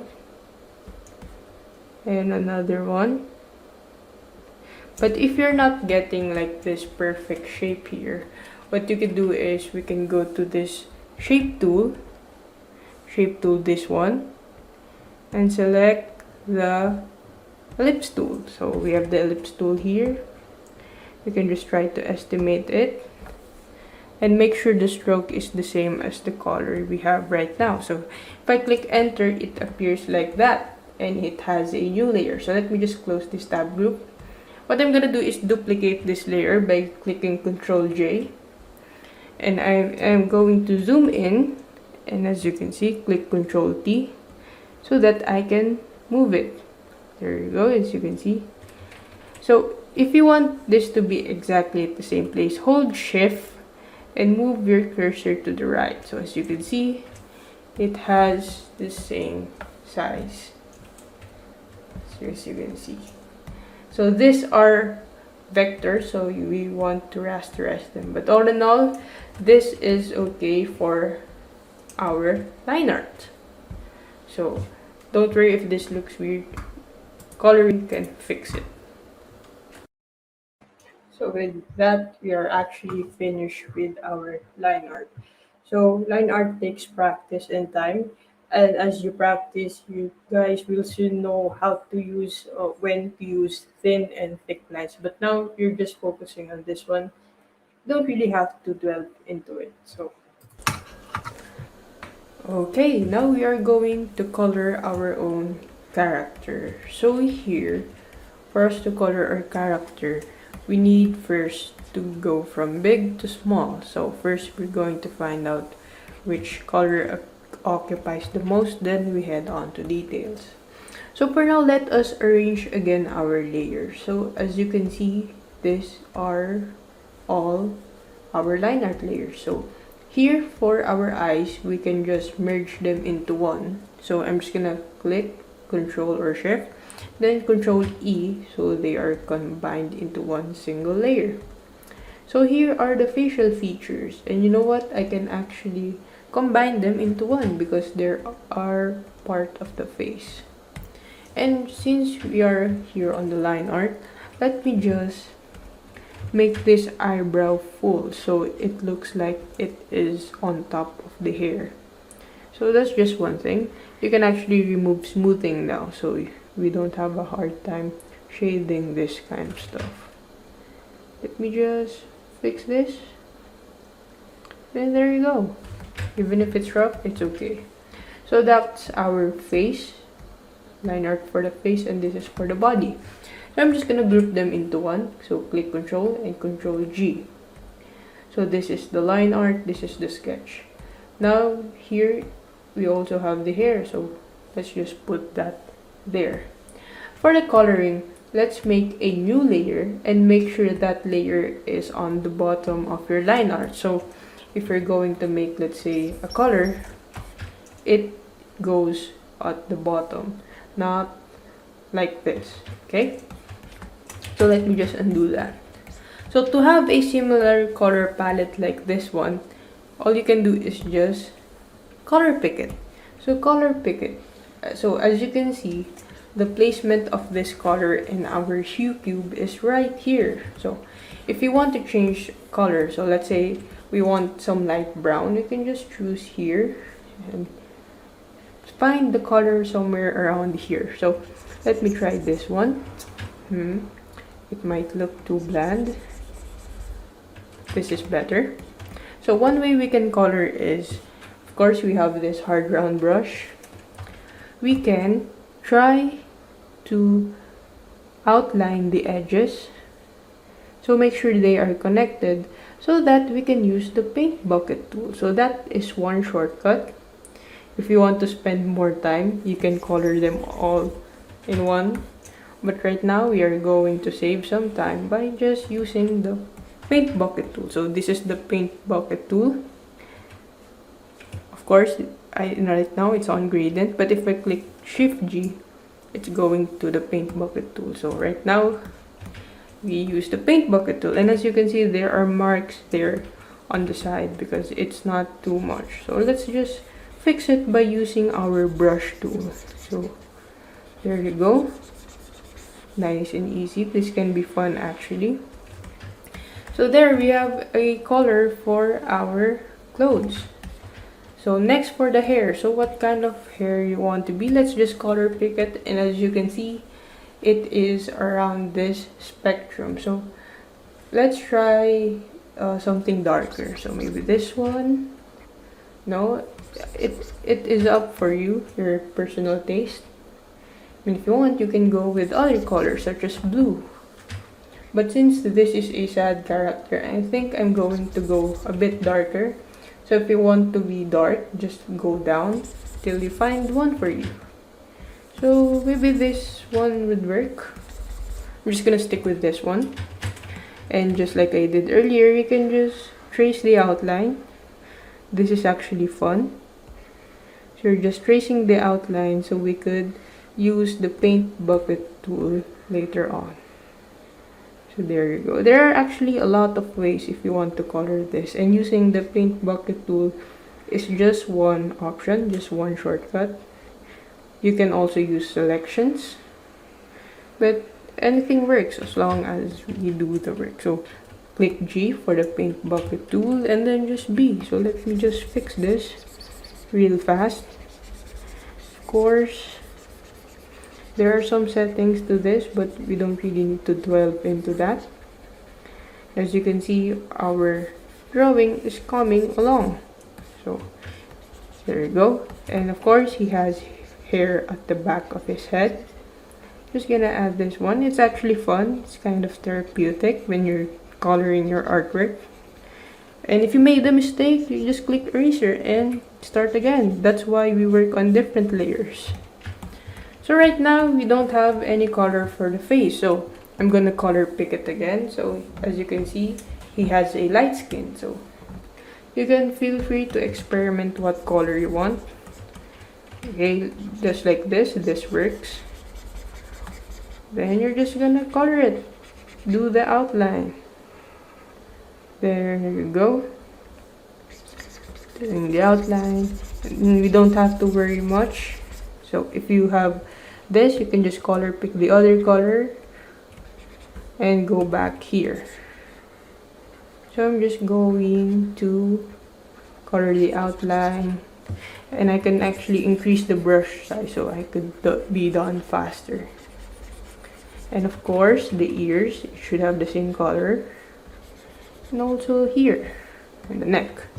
So for his sweater, I'm just gonna color pick this and make it a little bit darker. So in here in the hue cube, I'm just going a bit to the bottom right. There you go.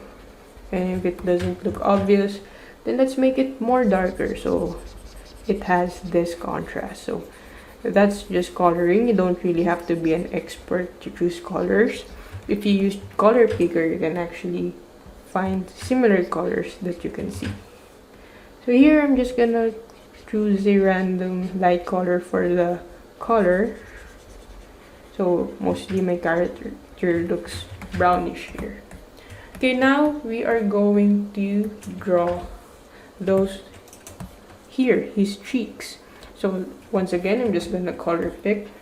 Here, what I want you to guys to do is to create a new layer since we're going to draw on top. So here, go to our shape tool and try to estimate the cheeks. So as you can see, I've made one similar to it. So if I change the color of the stroke, it looks very similar to here. So I'm just gonna click enter and close this tab group again. So as you can see, I have one cheek here. So if I duplicate it, I'm gonna have another one. So I'm gonna click the transform tool, which is Ctrl T, hold shift and drag it here, just like what we did on the eyes. So I'm just gonna click check, and you can see these are on vector. So I'm gonna rasterize them. But first, let me just merge this into one. As you can see, they are one. Now I'm going to right click and choose rasterize layers so that I can erase them. So notice when I erase them, it looks like a cheek. So of course, I'm just gonna fix this part here so it doesn't look weird. But right now, I have a cheek. Now I'm just gonna color pick this color of his cheek and make a few strokes. So I'm just gonna lower the brush size and make just some random strokes. Of course, you can change the color. And there you go, you have a side part of this guy here. And of course, there are some other details, just like his hair. So what you can do is, if you're not sure, you can also create another layer. As many as you want. So let me just make a white, something like the background. So this is the highlight. You can just make them where the light hits, you think. Just don't overdo it. Just something that would look like it has volume. And that's about it. You have your own small character without learning a lot for a few hours. So feel free to let me know if you have any problems that you have encountered when you are making this character. So of course, you can do this again and again with different references, and you actually can draw any character you want as long as it is simple. So this is actually just the first part. So, Mr. Mark, Ah, Yep. here we go. So once more, thank you so much for our participants who are still with us tonight. And let me just share my screen. So once more, if you have, for those who have questions, feel free to, yeah, comment them down below. Okay. So once more, challenging everyone to take up the challenge of Adobe certification exam. I'm gonna be sharing the link for the exam objectives. If you happen to accept the challenge of taking the exam for Photoshop. Okay, shout out once more to Angelo Trogon. Thank you for joining us this evening. Hoping to see your artworks as well, Angeline Jonicio. And yeah, thank you so much, Sir Dan Jim.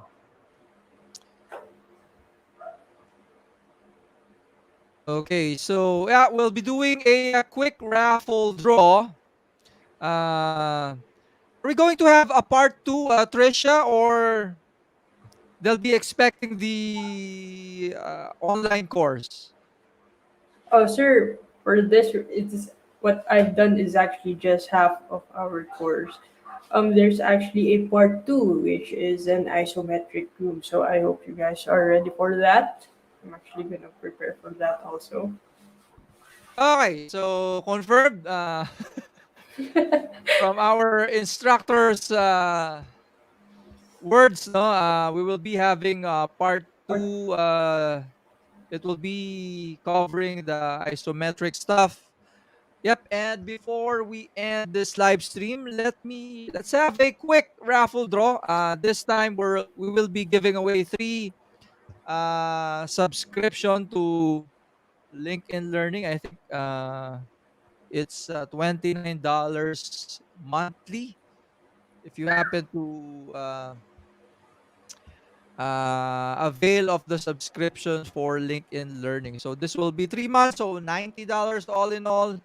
If you happen to be, yeah, reviewing to take the exam for Photoshop, I can type in here Photoshop, and there are tons of resources here to prepare yourself to take up that exam. Not only Photoshop, there's tons of content here inside LinkedIn Learning. So as you can see here, I'm seeing animation, illustration, motion graphics, graphics design, video. So tons of things for you to learn. In addition, we are about to finish the follow up for this live stream. Okay, we can pre-order for free. Uh, let me pre-order. confirm that. You may be thinking that pre-order has a fee. No, this is absolutely free. As a follow-up to our live stream training, we are in the works of doing a more condensed version of this course for everyone to watch on their own time. So yep, thank you, Raven. Raven. Yep. Because you mentioned animation, I'm excited also to turn those 2D drawings of Trisha as an animation in probably in After Effects. So once more, I'll be pasting the link for everyone to pre-order. Okay, so in a few days, this online course will be up and running. Okay. Yep. So once more, Adobe Community Philippines is a community of knowledge sharers. As you can see, we're not charging anyone for a fee. Okay, so we believe that education should be free for all. The solution for poverty is education. So, yep, we are, for those who are very adept and very familiar or an expert of an Adobe software, we're inviting you to be our next volunteer, sharer, guest, lecturer.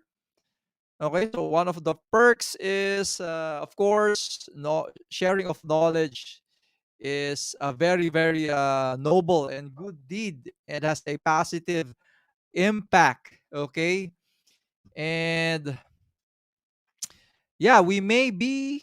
I think we can sponsor your Adobe subscription and Adobe certification exam. Granted that you share that knowledge, you inspire others, especially the young ones, into creativity using Adobe technology. So same like Trish. Okay, so thank you so much, uh, Trisha. And in Tagalog, no? In Tagalog. Okay, mahal ko Tagalog. kayo. Okay? Okay. Sa lahat po ng mga natuto sa ating community, in the future, we're hoping na you get to share your knowledge din na natutunan nyo sa amin kung meron ba. And sana, no, no, Sana. let's pass the torch. Let's continue the flame of, ano, di ba? Sharing knowledge. Ayan. So, yep. If you're interested to, ayan, to teach any Adobe software, ayan, yep, we're inviting you. Please do share your knowledge like Trisha. So, more trainings to come. Our commitment to our country, to the world, absolutely free, all coming from the heart. Okay, so yep. Any last message, Trisha? Where can they reach you, find you? So right now I'm here, but you can guys find me on LinkedIn. You can connect to me with LinkedIn. If you chat with me, don't worry, I'm gonna reply back. Especially if you need help with drawing or something, feedback. I'm actually very open for that, especially for beginners. So that's all. I like to thank my friends and my family for the support, and hope you guys learn a lot from this session. Yep. Yeah. We have tons of training together with our friends, not only with the Adobe Community Philippines, but also with Digital Creatives Philippines. So this coming Friday, oh, this is very near, live in 2 days. Sharing the link if you're interested in creating 3D models, CAD models, using, once more, creating CAD models, 3D models using a web browser. So imagine that, using a web Wow. browser. No need to install.